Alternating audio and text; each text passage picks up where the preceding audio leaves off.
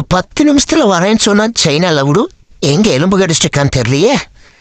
டேய் சீக்கிரம் வாடா போலாம். டேய் வந்துட்டடா. ஏன்டா எவ்வளோ லேட்டு?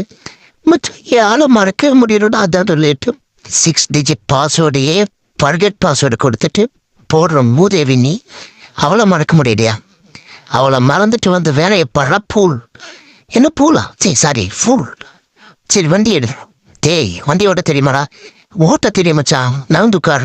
அதுக்கேண்டா அடிக்கிறேன். இப்போ ஒன்றும் கேட்டுப்பான்ல, கரெக்டாக சொல்ல வண்டி ஓட்ட தெரியுமா? அதெல்லாம் ஊட்டி விட்டா. இது வாயிலியா?